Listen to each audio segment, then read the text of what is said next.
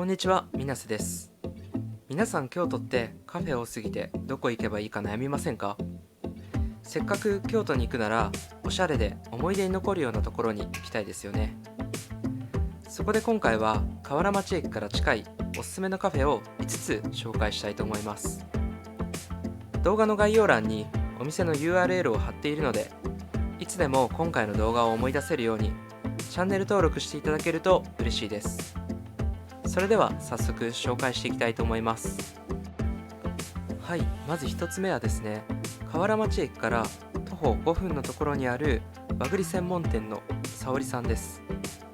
このお店はモンブランが有名なお店なんですが、京都で今一番人気のあるお店といっても過言がないくらい人気なお店です。実際この日は平日だったんですが、9時配布の整理券を求めて200名ぐらいのお客さんが並んでいました。確実に整理券を取りたい人は8時ぐらいには並んだ方がいいと思います。実は私も2回振られていて、3度目にしてようやく行くことができました。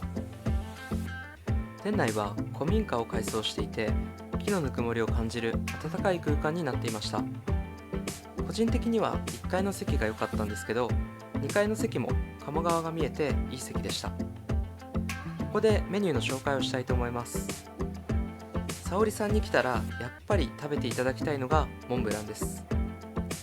今回私はモンブランのロを選びました。お菓子にはドリンクを選べるんですが、煎茶が美味しかったのでおすすめです。追加料金を払うとシャンパンや白ワインも選ぶことができます。1階で実際に作っているところを撮影することができるので、ぜひ店員さんに頼んでみてください。上からくるくると落ちてくる細いモンブランの糸は写真映え間違いなしです。ここで店員さんからモンブランの説明をしていただけたので、実際に生の音声で聞いてもらいたいと思います。こちら、宮崎県のえびので採れた国産和栗を使用しました錦糸モンブランでございます。中の構造をご説明いたします。下から焼きたてのサクサクメレンゲ、スポンジ、マロンクリーム、生クリーム、そして最後に栗を約11個分使用しましたモンブランクリームを絞ってございます。上に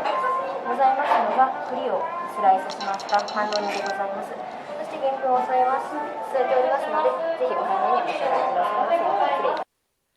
はい、いかがだったでしょうか。食べる前から期待値がどんどん上がっていくような説明でした。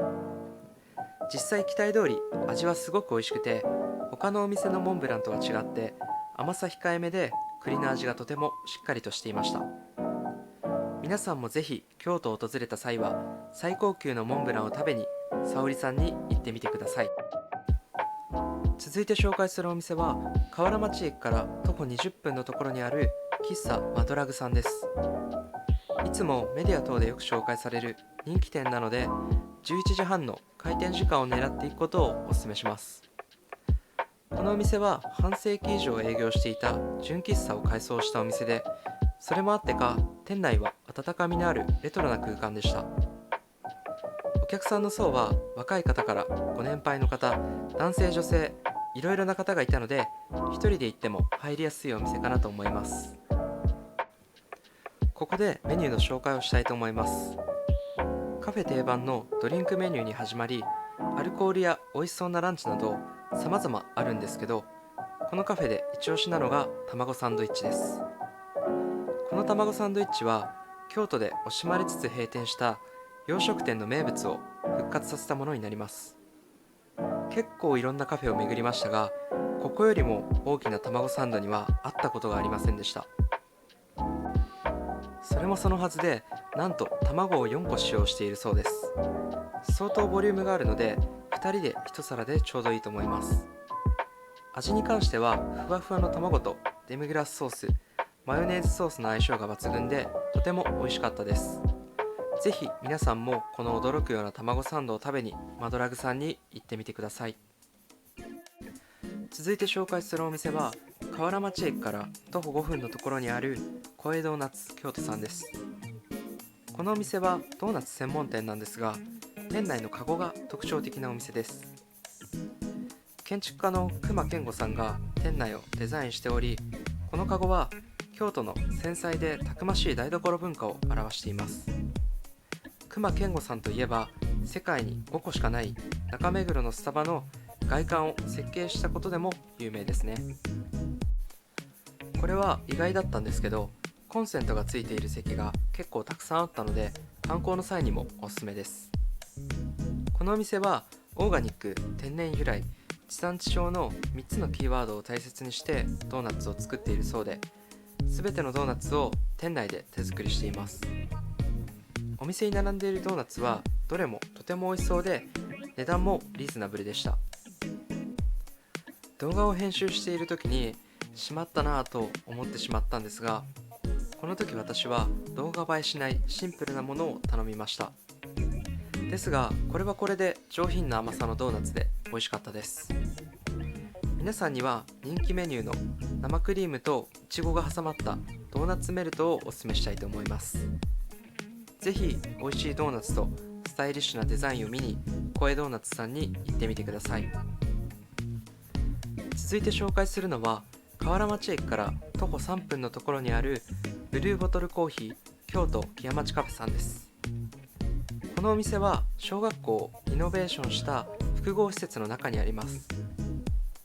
ブルーボトルコーヒーのお店は京都に3店舗あるんですけど、他の2店舗が町屋を改装しているのと比べるとだいぶ雰囲気が違うかなと思います。京都のカフェには珍しい都会的な雰囲気を持っているお店で、店内はグリーンを意識したスタイリッシュな空間になっていました。ところで皆さん、ブルーボトルコーヒーって知ってましたか？アメリカ発祥のコーヒーチェーンなんですけど、他のチェーンと大きく違うのは、注文を受けてから一杯一杯丁寧にハンドドリップでコーヒーを入れてくれるところです。そのため他のコーヒーチェーンよりもコーヒーの香りであったり味がしっかりしているのかなと思います。今回私が注文したのがレモネードになります。ここまでハンドドリップをしておいてレモネードかよと思う方もいらっしゃると思うんですけど、実際カフェ巡りをしていると1日 4,5 軒くらいカフェを巡っているので、この日はコーヒーを飲みすぎてしまいました。すいません。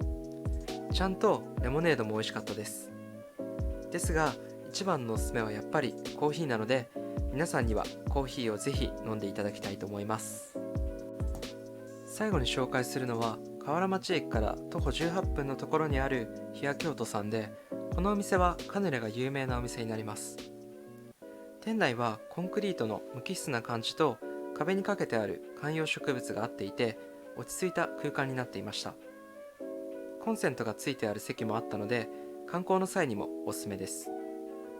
お客さんの層に関しては女性のお客さんがほとんどで、男性のお客さんは私以外いなかったと思います。一人で行ったのでちょっと気まずかったですね。ですがカフェ巡りを本格的に始めて、ほとんど女性しかいないってお店もだんだんと慣れてきました。多分自分が思っているほど周りの人は気にしてないみたいです。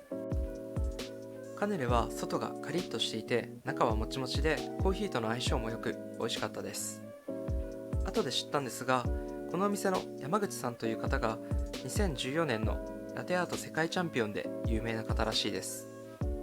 皆さんもぜひ美味しいカヌレとカフェラテを飲みにお店に行ってみてください。皆さん、今回の動画はいかがでしたか？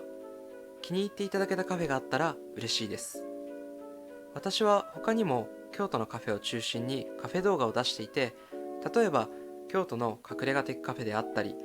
京都駅から近いカフェ、清水寺から近いカフェなどいろいろあるので、気が向いたら見てください。きっと気に入るカフェがあると思います。そういえば最近大阪のカフェ巡りも始めました。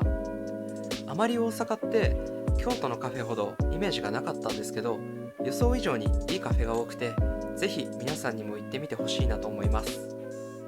他にもこんな動画を作ってほしいとか、動画に関する感想などお待ちしているので、コメント欄に書いてくれると嬉しいです。また個人的には京都の寺巡りとか、京都以外でも大阪のおすすめスポットとかも紹介できたらいいなと思っています。最後にチャンネル登録をしていただくと今後の動画のお知らせがいくので、気に入っていただけた方はぜひチャンネル登録をお願いします。それでは皆さん、いい旅を。また会えることを楽しみにしています。